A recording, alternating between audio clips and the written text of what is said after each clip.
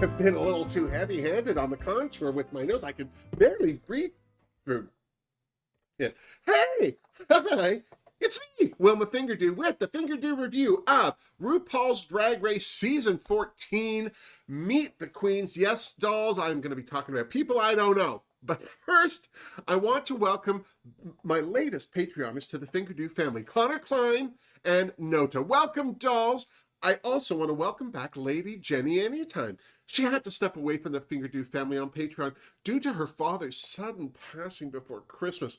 Our thoughts and our love go out to you and your family, LJ. I couldn't be sorrier to hear your sad news.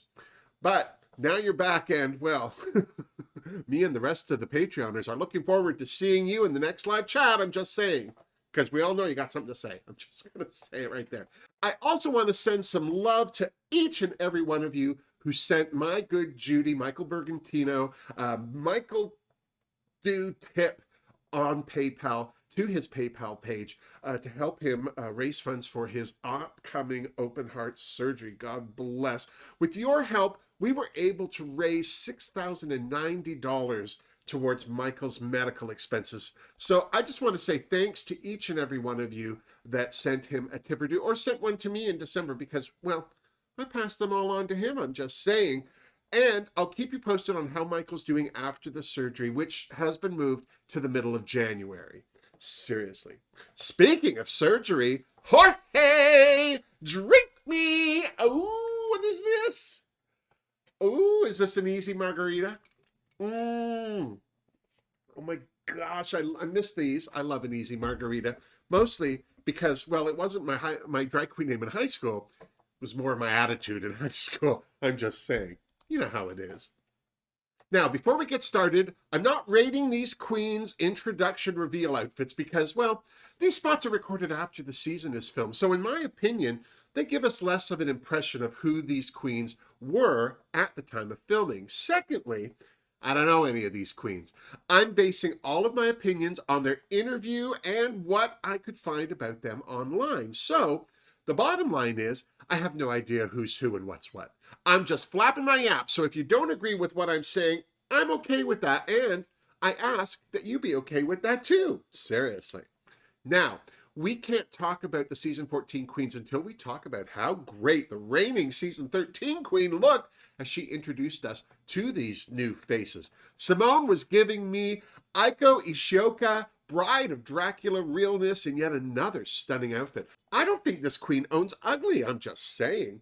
Speaking of ugly, there is none of that in this Season 14 cast, let me tell you. So let's get to it alphabetically, shall we?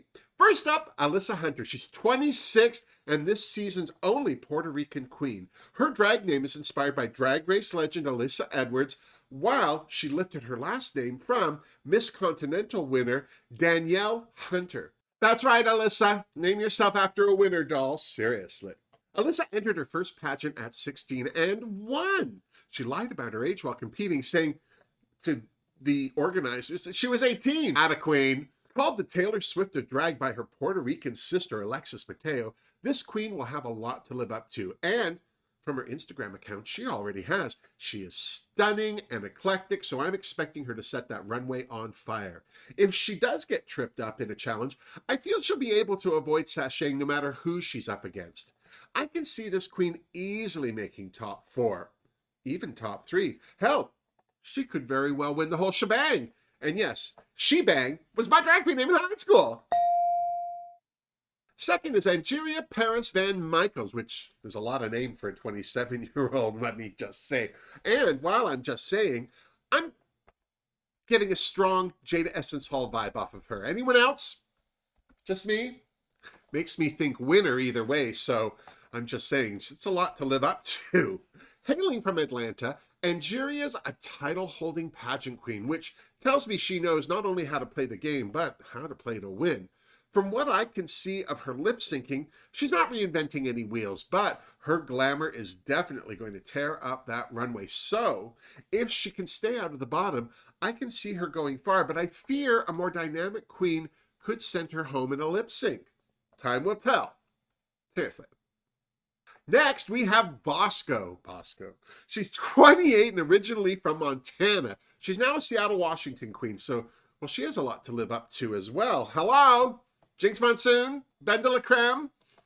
Bosco's drag name is the name of, well, her dead family dog. It's either touching or creepy. I still haven't made up my mind.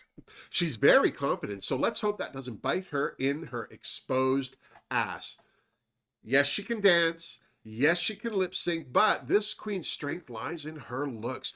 She is eclectic enough to gag that drag race runway, yet feel at home competing on Dragula, which could rattle more than a few of the other queens' nerves. It's going to boil down to how she does in the challenges, but I feel like she's not going to be an easy sachet. And yes, Easy Sachet was also my drag queen name in high school.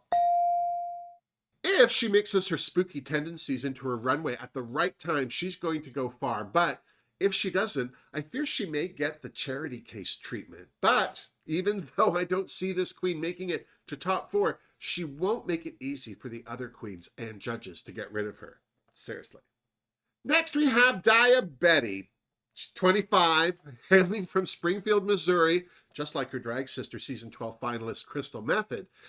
And Daiya's drag name is an optimistic nod to some of her struggles as a type 1 diabetic. So if you think she's making fun of somebody, it's just her she's making fun of. Something that's odd about Daiya is that she found herself part of a smear campaign against a local school board candidate who attended a drag brunch she was performing at and posted a video calling out the anonymous person who tried to discredit the candidate. It was fabulous. It's on Instagram. Check it out. Daiya is an eclectic queen who is constantly reinventing herself through her posts, so I'm expecting her to set that runway on fire.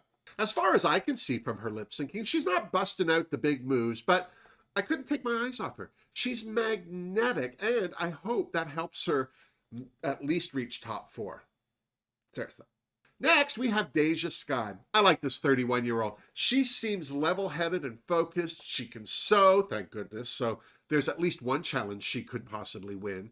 She's a solid lip syncer and not afraid of busting out the dance moves, even if they don't include splits. But I fear she'll be eclipsed by queens with bigger personalities. I can see her going far in the competition, but not top 4 far. I hate to say it, because I really like her. Next up, we have Jasmine Kennedy. She is the self-proclaimed ditzy doll of New York City. This 21-year-old beauty queen is a solid dancer and a strong lip syncer, but she's another one who's not showing a personal style or uniqueness on stage. Her aesthetic is a little all over the place too. She can do glamour, but again, there's no uniqueness with her style. Depending on how she does in the challenges, it'll be hit or miss how she does when she lands in the bottom, which I'm sure she'll do at some time, no offense. I just feel that a stronger queen will easily send her home, so I'm not predicting a top 4 finish, although it may feel she'll be on stage that long due to her gift of the gab. Seriously, this queen could give Geometric a run for the money. Just saying. Next is Gorgeous. Oh my God, this 21-year-old San Antonio native is a hoot. She now lives in Tennessee and is a spicy Latina dancing diva who started drag at the age of 16 and never looked back. A fierce performer who was born to do drag, Gorgeous is looking to dance the house down all the way to the top. Her name Gorgeous is the word gorgeous blended with the spelling of her boy name, Jorge. Apparently, it's also a dig at how people mispronounce her name as George, I'm guessing. Seriously, how do you mispronounce the name Jorge? Huh?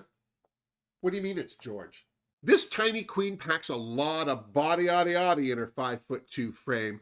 Although she says she can't do the splits, she is a powerhouse on the dance floor, and that will definitely keep her from sashaying early. When she does wear clothes, she wears them beautifully. So I'm expecting great things from her where the runway is concerned. With all that said, I totally see Gorgeous making it to top 4 too. Just saying. 29-year-old June Jambalaya is next. She's originally from Jacksonville, Florida, but now lives in Los Angeles, where she started her drag career 4 years ago. She went to a performing arts school and worked in visual management, so I'm expecting her to do well in the challenges. Doesn't mean she will, but I'm expecting it. This beautiful queen is an energetic dancer and strong lip syncer, but she's not reinventing the wheel as far as I can see either. If she does land in the bottom two, she'll definitely give whoever's there with her a run for the money, but I don't see her making it to top four. That doesn't mean I don't wish her well. I just think there's a couple of bigger personalities who could pull focus in the cast. I said focus. Rude.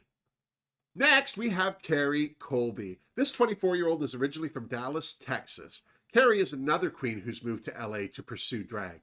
She is beautiful and one of two transgender competitors on season 14. I couldn't find a lot of performance clips of this stunning queen, but she does have video clips of her lip syncing at home or on location, feeling her oats. I don't want to dismiss her as a look queen, but we've not had a lot of strong showing from the pretty girls on Drag Race. However, she does show a lot of personality and a good sense of humor in her clips. So I'm going to give Carrie a wild card. She could surprise us all or get shut out by the rest of the cast. We'll just have to wait and see. Seriously. Next is Cornbread, the snack jeté. This 29-year-old is our second transgender competitor, and this queen is from LA and says she's been called out for having a resting bitch face. But she's not a bitch. Her face is just lazy. I've used that. This snack is a beautiful queen who can sing and rap. She's got a fearless sense of humor, which will do her well in the challenges for sure. As far as the looks that she's posted on Instagram are concerned, I worry that she might not impress on the runway like some, but she's a strong lip syncer, so if she does land in the bottom, I'd be worried for the other queen. I can totally see this queen making top four. Seriously. Next, we have Lady Camden. This 31-year-old is originally from North London's Camden Town and now lives in Sacramento. This queen is a trained ballet dancer, so expect her runway walk to be fierce. Or I will know the reason why. Very much a comedy queen. She has a series on YouTube called Learning Shit with Lady Camden. From fluffing a pillow to putting on makeup, these videos are definitely worth a look. Her comedy skills should help her in the acting challenges. As far as her lip syncing goes, she's okay. She doesn't seem to take any chances or make any big moves beyond the split, so I fear if she lands in the bottom, she'll be an easy out for a stronger performer. Just saying. Next up, we have the most controversial queen of season 14, Maddie Morphosis. This 26-year-old hails from Fayetteville, Arkansas, and Maddie claims to be the most overrated drag queen, but I'm not clear if she means in Arkansas, America, or the world. I guess we'll be the ones to judge that. She is also Drag Race's first straight, cis male to compete, and it seems like a lot of people are gagged by that. I have to admit, I'm surprised by that because there are quite a few straight men who do drag. I mean, Brendan O'Carroll, Mrs. Brown's Boys, and Barry Humphries, Dame Edna are two that come to mind. Maddie plays classic guitar beautifully. She's a good lip syncer. She can be very conceptual and eclectic with her looks, but her jam definitely seems to be pretty girl. I wouldn't be surprised if she makes top four. Diverse queens usually have to try harder than others, and that can make them a force to be reckoned with. So here's to Maddie. Good luck to you, doll. Next, we have Orion Story. This 25-year-old is the first queen to represent Michigan. She's from Grand Rapids, in fact. Her last name, Story, is her mother's maiden name, so they're obviously close. In fact, Orion's mom encouraged her to do drag. What a good mom. Orion is a self-proclaimed Vegas stripper, and her look is very 60s retro, which I love. She's a fierce dancer and a solid lip syncer, so she could evade elimination if she does land in the bottom. If she's able to carry half of her charisma into the challenges, she'll do well, but she's not reinventing the wheel, and I feel a more dynamic queen could eclipse her. She might make top four or not. I'm just saying it's going to take more than a pair of rhinestone panties to do it. Just saying. Last but not least, we have Willow Pill. This 29-year-old hails from Denver, Colorado, and Evie Oddly is her drag mother, or she's her drag sister. Drag mother. Sister. Mother. Sadly, she has cystinosis, a kidney disease that causes problems with her eyes, her throat, and her muscles. She's a very pretty queen with some very outre looks. Very eclectic. I don't see her letting anyone down on the runway. She seems to think that she's a comedy queen, but I see her more as fearless. She's willing to try anything, which will more than help her in the acting challenges. But I fear if this queen lands in the bottom two, she could be easily eliminated by a more versatile queen. Or I'm drunk. I have no idea. Either way, I just don't see her making it to top 4. Sorry about it. So, to recap, I predict Alyssa Hunter, Georges, Cornbread, and Maddie Morphosis making top 4, with an early prediction of Alyssa Hunter winning the crown, and Carrie Colby as the wild card who could cause the whole thing to fall apart. And I hope she does. What do you think? Let me know in the comments section down below. And while you're down there, you heard me, please give this video a thumbs up, and don't forget to subscribe to my channel if you haven't. Also, check out my link to my Redbubble store, my Patreon page, and on how to become a tipper-do. Until next week, miss me!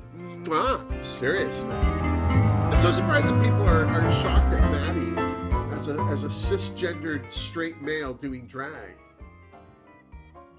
I mean, the way she was sitting there during her interview, she looked like a straight male, legs apart, just But lots of gay men don't like to do drag. And in fact, a lot of gay men are averse to drag. So, I mean, it explains why drag queens don't date. Just saying. But this is an eclectic cast. Oh my God, there are a lot of different queens in this cast. I like it a lot. We've got just such a broad spectrum of people, and it's not so heavy. Although a lot of the queens are living in LA now, they're not all from there. So it's a very representational cast on a lot of levels. It'll be interesting to see how they all stack up against each other, that's for sure. Of course, that diversity may cause for a lot of tension in the room. I feel like in past seasons where we've had a lot of verbal tension, they may come to blows in this one. And I don't mean that in a sexy way. Like a slap across the face. Just saying. I'm actually paid to see that. Nice old slap fight in the workroom. Oh, I miss those days, don't you?